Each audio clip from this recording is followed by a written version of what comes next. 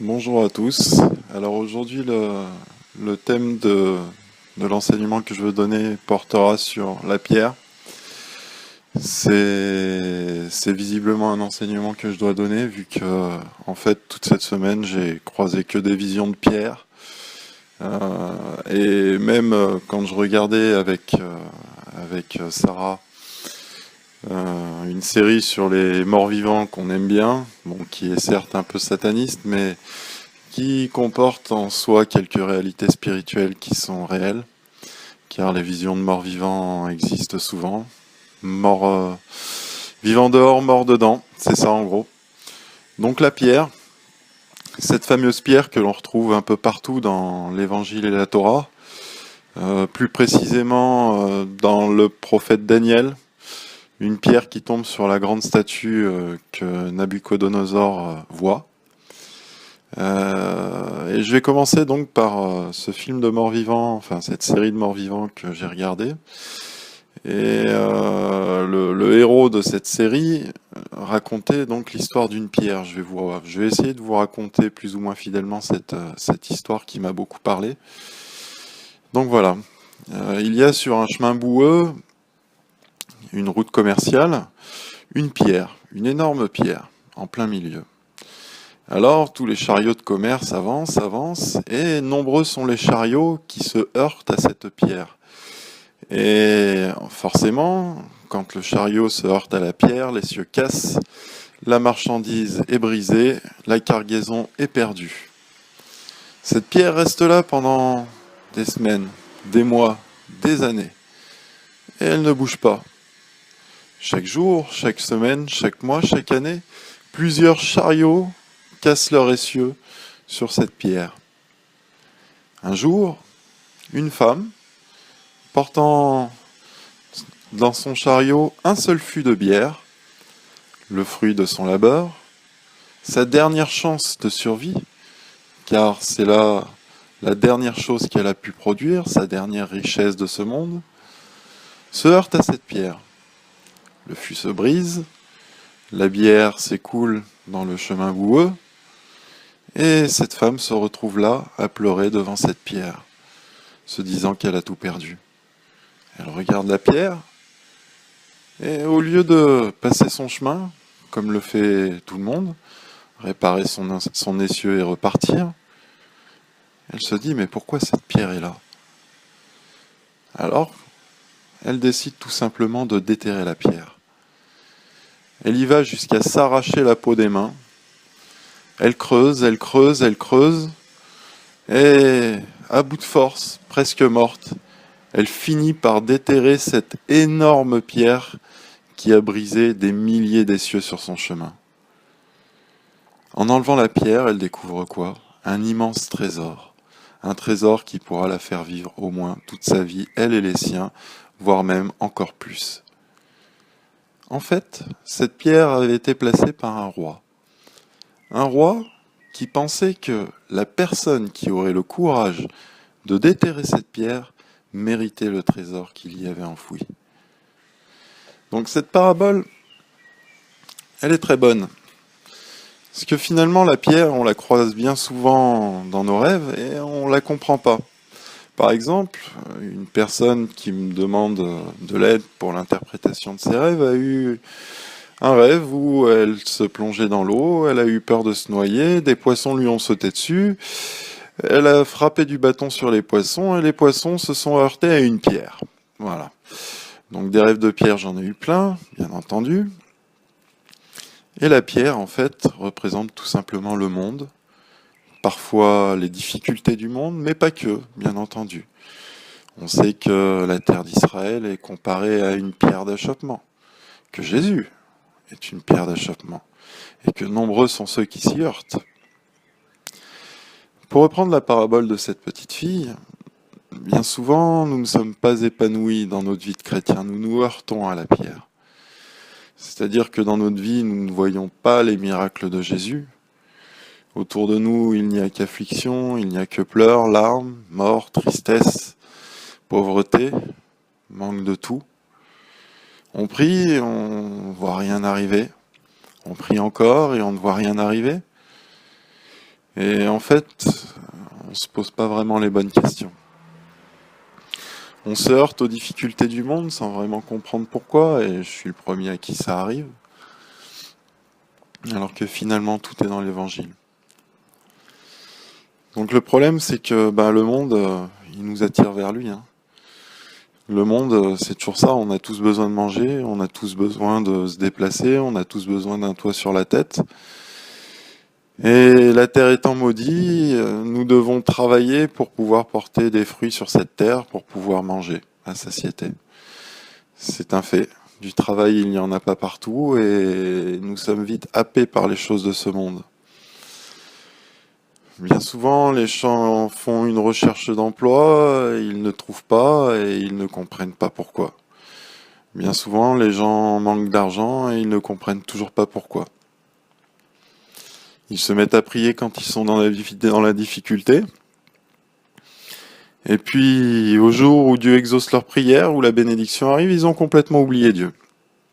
Ils profitent de la bénédiction et voilà, le chemin est fini. C'est très facile de perdre le chemin. Par contre, je les vois, ceux qui sont dans la tempête et qui tiennent comme une pierre, c'est ceux qui s'accrochent à l'amour de Dieu, qui s'attachent à la parole et qui essayent de comprendre pourquoi il leur arrive telle ou telle chose.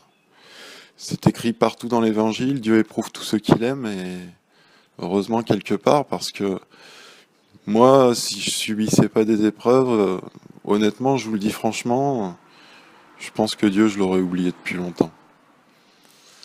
Et je pense que nous sommes tous dans le même cas de figure. Et même quand ma vie était toute pourrie, au moment où je connaissais pas Dieu, je cherchais pas Dieu. Il a vraiment fallu que notre Seigneur y aille, pas avec le dos de la cuillère, hein. Quand j'ai trouvé Dieu, je travaillais plus depuis 8 mois. Je ne pouvais même plus marcher parce que mon pied gauche était enflé depuis 8 mois. Et je marchais avec des béquilles toute la journée. Aucun médecin n'était capable de me guérir, hein. J'ai tout passé, radio, IRM, échographie. Personne ne savait me dire ce que c'était, comment le guérir, etc. J'ai vu des tonnes de médecins. Et puis du jour au lendemain, ça a été guéri. En plus de ça, j'ai reçu ma douche de réveil, donc j'ai bien compris que Dieu existait. Je me suis mis à recevoir des rêves alors que je dormais comme un mort depuis plus de 25 ans. Donc là, il fallait être vraiment bien bête pour ignorer la présence de Dieu, son existence. Et c'est seulement à partir de là que je me suis mis au travail. Mais bien entendu, je me suis encore heurté à une pierre, à savoir que j'étais au mauvais endroit, avec les mauvaises personnes. J'étais, pour ainsi dire, une graine de ronce, c'est-à-dire que j'avais bâti ma maison hors de Dieu, et forcément, les gens qui étaient autour de moi n'étaient pas de Dieu. Et forcément, une graine au milieu des ronces, qu'est-ce qui se passe? Elle meurt. Elle ne porte aucun fruit. Alors, je suis retourné dans le monde, malgré tous les miracles que j'avais reçus, malgré tout ce que j'avais reçu. Je suis retombé dans l'endormissement. Je prenais de la drogue pendant 20 ans. J'avais réussi à arrêter du jour au lendemain sans sensation de manque. Mais malgré cela, 6 mois après mon réveil, je me suis remis dans la drogue. Je suis retourné dans ma petite vie minable comme mes visions me l'avaient montré. Et je me suis remis à ignorer la présence de Dieu. Je priais de temps en temps. J'avais déjà lu la Bible 2 fois du début jusqu'à la fin. Mais je me suis mis à arrêter de lire la parole de Dieu. Et il a fallu que je me prenne une deuxième douche de réveil pour enfin me mettre un petit peu à l'œuvre. Je dis bien un petit peu. Alors bien entendu, lors de cette deuxième douche de réveil, qu'est-ce qui s'est passé? J'étais toujours entouré de ronces, hein. Il a fallu que je brûle les ronces. Alors le feu, on sait ce que ça représente. J'ai tout simplement détruit tout ce qu'il y avait autour de moi. Ce n'est pas Dieu qui a soufflé la tempête, je l'ai soufflé moi-même.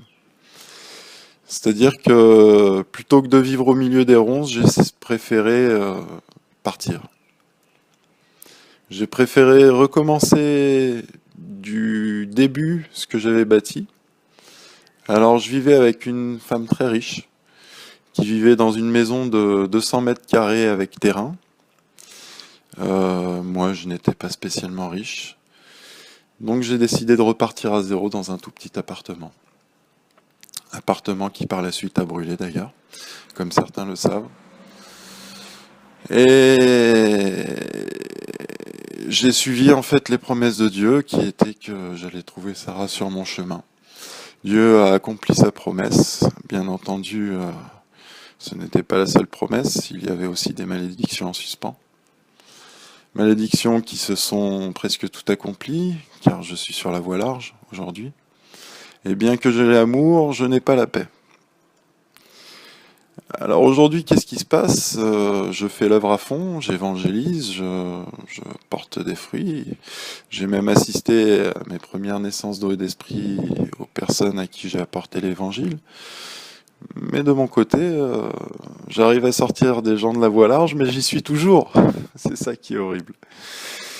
Donc, ce n'est pas par l'œuvre, mais par la foi que l'homme est justifié. Alors je sais très bien pourquoi je suis sur la voie large. Sabine le sait. Quelques personnes le savent pourquoi je suis sur la voie large toujours. Pourquoi je suis sur la voie large? Parce que je ne suis pas fidèle à moi-même. À savoir que Sarah m'empêche d'être moi-même. Pour lui faire plaisir, j'essaye de faire des choses qui ne sont pas en accord avec moi-même. Et c'est bien souvent en fait la base du problème, le cœur du problème de la plupart des personnes. On n'est pas forcément entouré des bonnes personnes et ces personnes nous tirent pas forcément vers le bas parce que ce que me demande Sarah n'est pas énorme. Je vais prendre un exemple très simple. Dieu m'appelle à faire l'œuvre en Afrique. J'en ai reçu plusieurs visions. Mais Sarah, elle, ne veut pas faire l'œuvre de Dieu. Elle est sur la voie large, mais elle s'en fout. Elle ne lit plus l'évangile, ne prie plus. Elle reçoit toujours des visions, même parfois plus que moi. Des visions toutes pourries, bien entendu, mais elle en reçoit. Et, et moi, mon père m'a offert 2 billets d'avion, direction où je veux. Alors bien entendu, j'ai pas les moyens de me payer des billets d'avion. Mais mon père m'offre 2 billets d'avion, direction où je veux. Moi, qu'est-ce qui me plairait? C'est de partir en Afrique, d'aller d'église en église, essayer d'apporter les connaissances que Dieu m'a données. Mais au lieu de ça, j'ai Sarah à côté de moi. Et Sarah, elle, c'est quoi son désir? Elle, son désir, forcément, c'est le désir d'une femme de ce monde. Partir à Cuba, Manille, Séville, sur des plages avec des petits palmiers, des piscines, boire des cocktails, faire des choses de touristes, bien entendu. Moi, plutôt que de rester fidèle à moi-même, et en plus, il y a un truc que je déteste, c'est le soleil. Je déteste me bronzer sur la plage, c'est quelque chose que j'ai en horreur, vous ne pouvez même pas imaginer. J'aime pas la chaleur, j'aime pas le soleil, j'y peux rien. C'est comme ça, je suis un gars de la montagne, je me plais quand j'ai moins 20 degrés. Donc, j'aime Sarah, et je me plie à sa volonté. Or, en faisant cela, je ne suis pas moi-même, et je pense que je suis pas le seul à être dans ce cas-là. Donc je suis confortablement installé dans le ventre du poisson, comme le prophète Jonas, sachant très bien que je serai vomi du ventre du poisson tôt ou tard. Mais voilà, étant faible de cœur, car pour moi le plus important est l'amour, Sarah je l'aime, et Je ne me vois pas, je ne m'imagine pas passer une minute sans elle. Mais voilà, je ne suis pas fidèle à moi-même. Alors, des difficultés de la Terre, il y en a mille et une. Il y a l'argent, il y a la femme avec qui l'on vit, il y a notre entourage, il y a... En fait, il y a tellement de choses que c'est impossible de les énumérer. Cette pierre est si grosse que notre chariot se heurte toujours à cette pierre. Le chariot, je l'ai reçu souvent en vision. Le chariot, il est en bois. Le bois représente la malédiction. Le chariot, c'est un véhicule qui avance très doucement et qui, en plus de ça, est tiré par des bêtes. Parfois des bœufs, parfois des chevaux. En vision, parfois même des léopards. Démons de la luxure. Et ce chariot qui avance doucement, quand il est tiré par autre chose que par nous-mêmes, c'est dangereux. Donc, l'approche de Dieu, c'est une approche personnelle et c'est pas en allant dans un bâtiment religieux à bouffer de la prédication de la grâce qu'on trouve Dieu. C'est en allant dans le lieu secret, en se repliant en soi-même, en fouillant où est le problème. Pourquoi je suis éprouvé? Pourquoi j'y arrive pas? Pourquoi j'ai pas fait ma naissance d'eau et d'esprit? Pourquoi je ne ressens pas la paix? Pourquoi je n'ai pas l'amour? Pourquoi? Il y a toujours une réponse en fait. Quand on regarde les événements de la vie et qu'on lit la Bible, le mot hasard n'apparaît nulle part. On fait tous des rencontres plus ou moins hasardeuses, j'aime pas le mot, plus ou moins douteuses, plus ou moins bonnes. On croise des escrocs, on croise des gens bien, on croise des gens moins bien, on croit croiser l'amour, en fait ça ne l'est parfois pas. Et en fait il n'y a pas de hasard.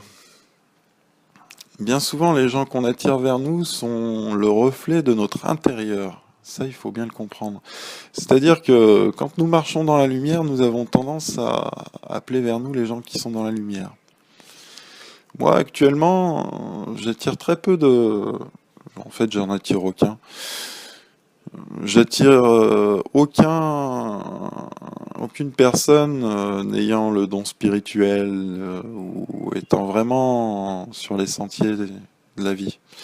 Toutes les personnes que je croise sont généralement, bien souvent, et 60% des prostituées qui veulent rejoindre le territoire français en vendant leur âme au diable. Une partie de gens qui se disent évangélistes bien qu'ils ne le soient pas, qui ne développent bien entendu aucun don, bien souvent dans des églises de réveil, une église que j'appelle l'église plutôt du sommeil, parce qu'elle est constituée que de personnes qui ont pris une petite douche et qui ne développent bien entendu aucun don spirituel. Beaucoup de catholiques, beaucoup d'homosexuels, de gens qui sont loin de Dieu. Alors, c'est bien parce que je sais à peu près comment chercher et trouver Dieu, donc c'est pas trop difficile pour moi de les appeler à la recherche de Dieu. Ces gens ont tendance à m'appeler homme de Dieu ou parfois même mon père, à l'encontre de ce que demande Jésus, n'appelez personne votre père car vous n'avez qu'un seul père, c'est celui qui est dans les cieux. Et en m'appelant homme de Dieu, ils ne comprennent pas que je suis sur la voie large, tout simplement. Et que je suis comme eux. Donc, le jour où vous serez tout entier dans la lumière, vous rencontrerez des gens tels que vous, et c'est là que vous ferez bien souvent les bonnes rencontres. Dans l'Évangile, il est question de deux pêches. L'apôtre Pierre a pêché une fois dans les ténèbres, et il n'arrivait à attraper aucun poisson. Jésus lui dit, essaye en pleine journée. Et à ce moment-là, Pierre a attrapé plein de poissons. Bien entendu, ceci est une parabole. Et nous sommes bien bêtes de l'ignorer. Il est très difficile de porter des bons fruits quand on est dans les ténèbres. On en porte, bien entendu. Mais il faut jamais oublier que C'est pas par l'œuvre mais par la foi que nous sommes justifiés, et c'est par une approche personnelle de Dieu que nous pouvons être porteurs du salut. Et cette approche personnelle, elle nous ramène à chaque fois à nous-mêmes, pas au bâtiment religieux. Le bâtiment religieux, on s'en fout. Ici passent des choses plus ou moins intéressantes, des prédications plus ou moins intéressantes. Et c'est pas en allant s'asseoir derrière les bancs d'une église pour se donner bonne conscience que vous trouverez Dieu. C'est pas non plus en essayant de sauver des gens alors que vous êtes totalement dans les ténèbres que vous y arriverez mieux. C'est plus en prenant la parole, en priant et en faisant une propre inquisition sur soi-même qu'on y arrive.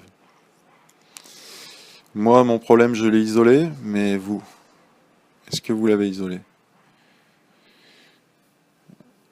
Porter la grâce de Dieu, c'est quelque chose de phénoménal. Il y a tout à gagner, rien à perdre. J'ai été porteur de cette grâce pendant un bon bout de temps. Et quand j'ai reçu Sarah, j'avais oublié que avoir la paix, c'est quelque chose d'énorme. On peut avoir l'amour, mais sans la paix, il manque quelque chose. On peut avoir la paix, mais sans l'amour, il manque quelque chose. Donc au final, c'est les deux qu'il nous faut. Dieu donne deux choses, paix et amour. Et c'est ces deux choses-là que nous devons chercher. Les choses de ce monde, elles vont, elles viennent, elles passent, elles sont balayées, parfois on en a, parfois on n'en a pas. Il y a bien souvent un but à tout cela, mais c'est pas ça qu'il faut regarder. Notre Père Céleste, c'est ce dont nous avons besoin. Et il faut creuser autour de la pierre pour pouvoir trouver le trésor. C'est vraiment le plus important. Le royaume des cieux, c'est un chemin étroit. Et Jésus utilise le mot « rares sont ceux qui le trouvent ». Alors je veux pas rendre le chemin étroit plus étroit qu'il ne l'est déjà. Hein. Attention. Hein. Parce qu'il y en a aussi beaucoup qui s'amusent à cela.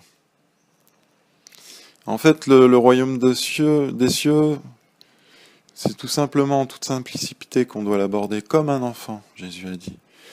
Alors il faut essayer de retourner dans sa petite enfance pour fouiller les sensations, les choses que nous avons vécues durant notre enfance. Un enfant, quand on lui fait du mal,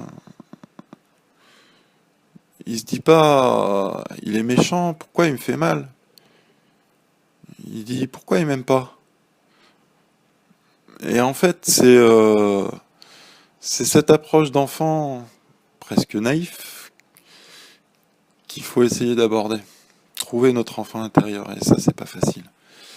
Parce que quand on est dans un monde d'adultes, quand on est adulte soi-même, cette part d'enfant que Jésus nous demande de trouver, elle est dure à trouver. Le diable, il frappe, il nous tire toujours vers le bas, il nous attire toujours vers cette pierre, et puis nous, on passe notre chemin comme des bonnets. Mais comme cette femme qui s'est heurtée au chariot, il faut prendre le temps de s'arrêter, de pleurer un bon coup pour se faire du bien, de fouiller en soi-même et de regarder d'où vient le problème. Et c'est pas facile de regarder en soi-même parce que faut pas être bête. Nous sommes tous porteurs de ténèbres. Seulement, c'est par la joie, par l'allégresse, par la réjouissance, en trouvant cet enfant intérieur qu'on arrive à y arriver. Alors, je suis donneur de bons conseils, vous pourrez dire, parce que je suis moi-même dans les ténèbres. Mais au moins, j'ai eu cette chance de recevoir la grâce et de continuer à la chercher. Et au moins, j'ai isolé où se trouve mon problème. Mais vous, où est votre problème? Quelle est votre pierre? Regardez-la, contemplez-la et creusez autour pour déterrer le trésor. Bonne journée.